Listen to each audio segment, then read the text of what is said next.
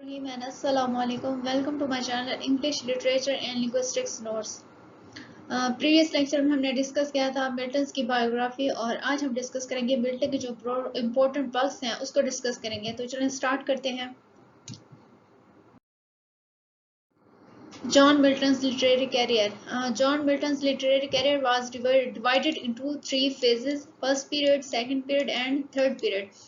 First period start होता है 1629 और एंड होता है 1640 पे। सेकंड पीरियड स्टार्ट होता है 1640 पे और एंड होता है 1660 पे। थर्ड पीरियड स्टार्ट होता है 1660 पे और एंड होता है 1674 पे।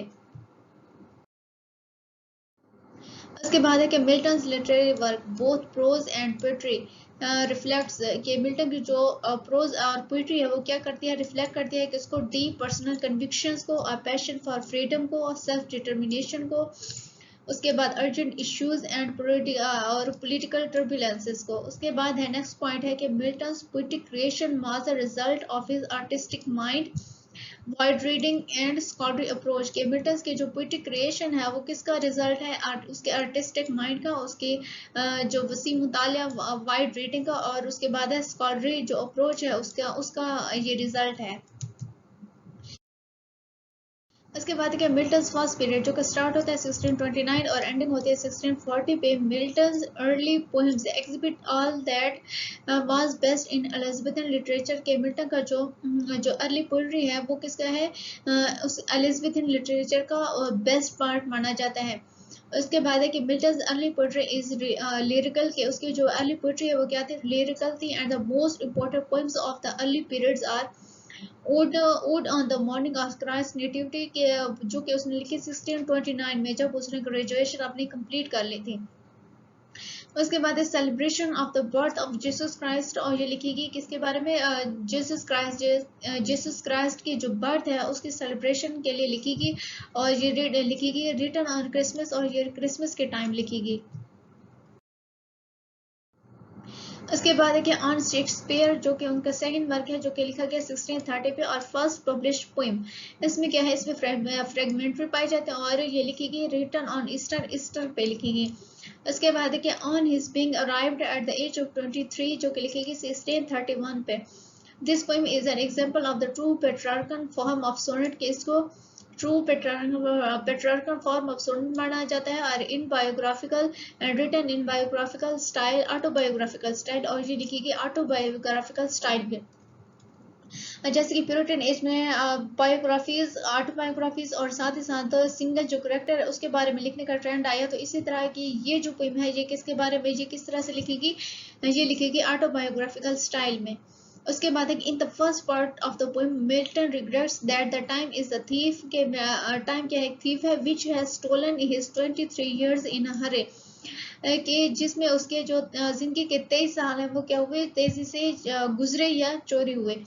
And he has not got enough opportunity to ripen his poetic talent, और इस अपनी जिंदगी के इन 23 सालों में उसको इतना मौका नहीं मिल सका कि वो अपने उसका जो पोएटिक टैलेंट है उसको क्या कर सके, उसका जो पोएटिक टैलेंट है वो फल फूल सके।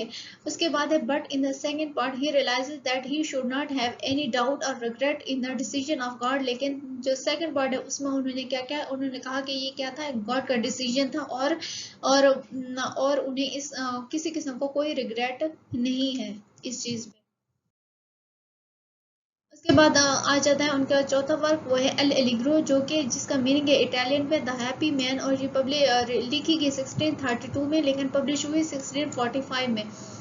L Allegro is a lyric poem that highlights the happy emotions of a spring day.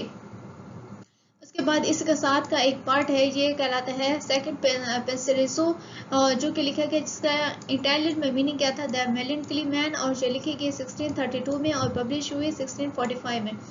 It invokes the goddess melancholy and describes the satisfaction of solitude, music, epic poetry, tragic drama, and the meditative life in general.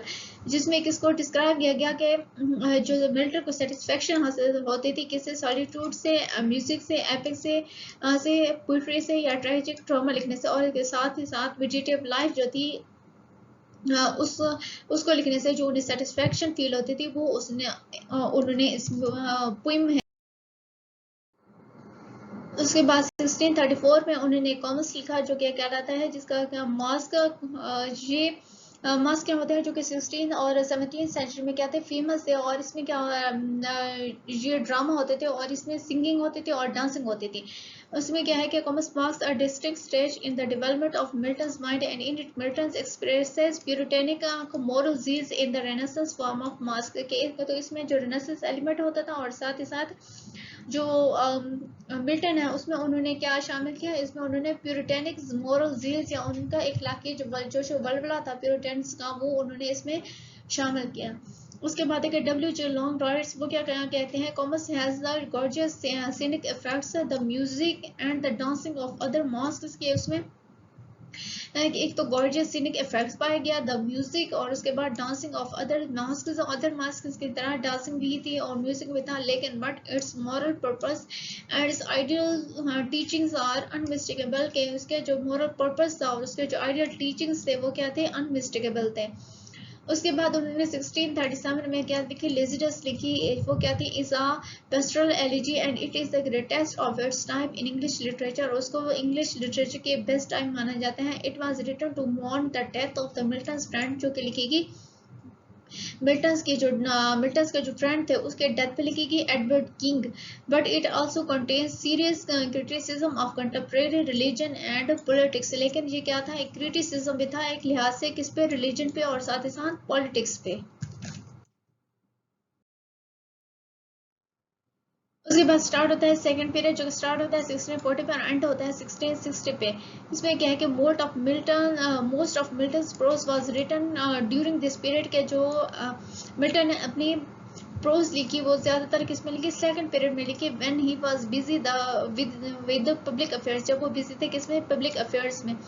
And he has written 25 pamphlets. इस time उन्होंने क्या लिखे, 25 pamphlets लिखे के, of which 21 are in English, जिसमें उन्होंने 21 जो है वो इंग्लिश में लिखे एंड 4 इन लैटिन, और 4 जो है वो उन्होंने लैटिन में लिखे।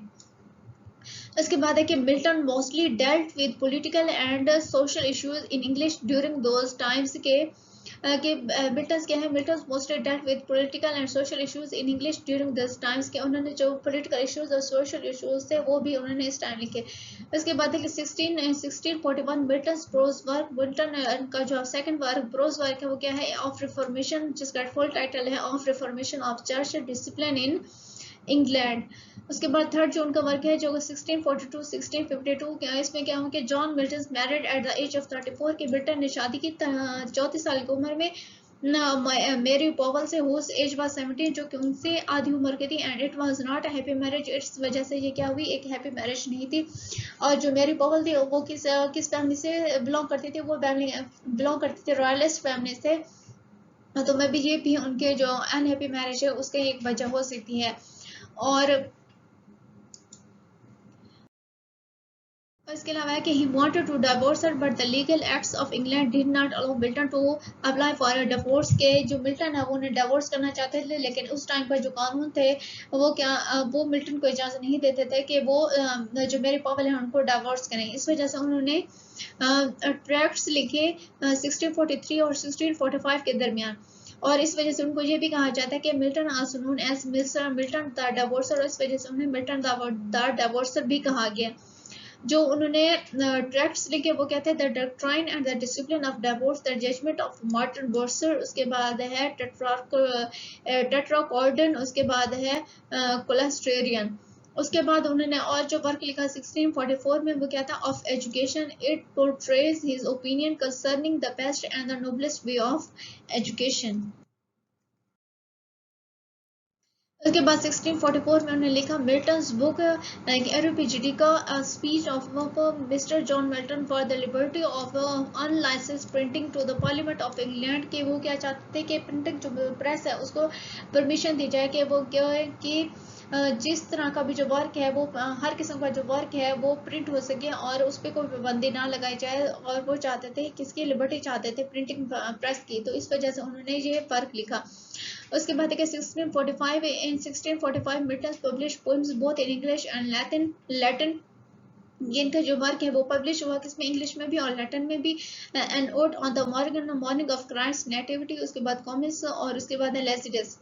उसके बाद जो उनका नेक्स्ट वर्क है वो क्या है, the tenure of the kings and magistrates, जो कि उन्होंने लिखा 1649 में। In this he defends the rights of the people, उन्होंने क्या क्या डिफाइंड किया पीपल्स के राइट्स को, to execute a guilty sovereign, and he gives a theory of how people come into commonwealth and elect kings, and he explains what the role of a king should be and why it is necessary to limit a ruler's power through laws and oaths। कि एक तो उन्होंने जो लोगों के rights है उसको उनके बाद उनको डिफेंड किया, और साथ ही साथ उन्होंने किस क्या किया, to execute a guilty sovereign, and he gives a theory of how people come into commonwealth. के उन्होंने ये थ्योरी दी थी कि लोग क्यों कॉमनवेल्थ में आए, और उन्होंने इलेक्टेंट्स और उन्होंने की जो किंग्स हैं उनको क्यों इलेक्ट किया या वोट किया। उसके बाद he explains what the role of a king should be and why it is necessary to limit a ruler's power through laws and oaths. उसके बाद है 1652। In 1652 he became totally blind, के वो क्या हुए, टोटली ब्लाइंड हो गया। And in 1656 second marriage with Katherine Woodcock, कि उन्होंने जो सेकंड मैरिज की वो कैथरीन वुडकॉक से की, एंड शी डाइड इन 1656, जो कि उनकी शादी के 2 साल बाद उसकी डेथ होगी। And Milton wrote elegy on his second wife, और मिल्टन ने जो है उन्होंने एक एलिजी लिखी, we thought I saw my last espoused saint. उसके बाद स्टार्ट होता है उनका थर्ड पीरियड, जो कि स्टार्ट होता है 1660 पे और एंडिंग होती है 1674 में, जब मिल्टन की डेथ होती है। This period gives us the poetry of mature Milton, ये कहती है कि मिल्टन की मैच्योर पोएट्री कंसीडर की जाती है। And Milton's finest poetry was written when he was blind and suffering, कि जब वो ब्लाइंड हो गए थे तब उन्होंने जो अपना फाइनेस्ट वर्क है वो लिखे। And his noblest and finest work Paradise Lost, एक क्या था उनका, पैराडाइज लॉस्ट था, पैराडाइज रिगेन्ड था, एंड सन्स एंड एगोनिस्ट्स था, were written during this period, जो कि उन्होंने इस पीरियड में लिखा। उसके बाद आ जाता है कि पैराडाइज लाइज 1667। Paradise Lost is called the last great Elizabethan poem, कि इसको क्या कहा जाता है, पैराडाइज लॉस्ट को लास्ट ग्रेट एलिजाबेथन पोइम कहा जाता है। And Milton attempts to justify the ways of God to man, कि मिल्टन क्या था कि इन्होंने इस किसको जस्टिफाई किया, to justify the ways of God to man. And in Paradise Lost the most prominent is the figure of Saturn, कि इसमें जो मोस्ट प्रोमिनेंट फिगर था वो क्या था, सैटर्न का था। And who possess the qualities of Milton himself, के जिसमें उन्होंने मिल्टन ने अपनी जो पर्सनल क्वालिटीज थी उसको फिगर आउट किया as a Satan. And who represents the indomitable heroism of the Puritans against Charles I। उसके बाद आ जाता है पैराडाइज रिगेन्ड 1671 में, जो उन्होंने लिखी, Paradise Regained is a sequel to the Paradise Lost, and it opens with the journey of Christ into the wilderness after his baptism, and its 4 books describes the temptation of Christ by Satan and the answers and victory of the Redeemer। कि जो paradise lost थी वो किसके बारे में थी, कि जो शैतान है उसने किसको, इंसान को बहकाया, और उसके बहकावे में आकर वो उसने अपनी जन्नत जो थी वो उससे निकाला गया। उसके बाद जो पैराडाइज रिगेन्ड है इसमें क्या दिखाया गया कि जो इंसान है वो कि उसने जो शैतान है उसके कि वो उसके बहकावे से किस तरह से निकला, या किस तरह से उसने खुद को बचाया, और फिर वो दूसरे दोबारा से वो है जन्नत हासिल कर ली। उसके बाद है कि Samson agonizes Milton deals with an ancient Hebrew legend of Samson, the mighty champion of Israel, now blind and scorned, working as a slave among Philistines, and it has a curious interest because in the biblical hero Milton saw more than one resemblance to himself।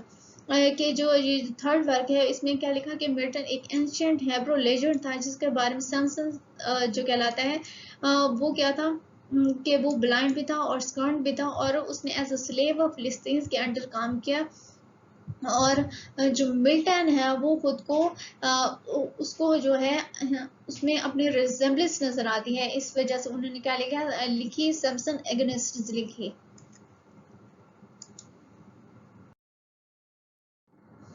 तो आज के लिए इतना ही। अगर आपको मेरी video पसंद आई है तो काइंडली इसे लाइक करें, इसे शेयर करें और मेरे चैनल को सब्सक्राइब करें। इसके अलावा डिस्क्रिप्शन बॉक्स में मेरे फेसबुक पेज और मेरे फेसबुक जो ग्रुप है उसका आपको लिंक मिलेगा, जहाँ पे आपको जो इम्पोर्टेंट नोट्स हैं इंग्लिश लिटरेचर और लिंग्विस्टिक्स से रिलेटेड वो आपको मिलते रहेंगे।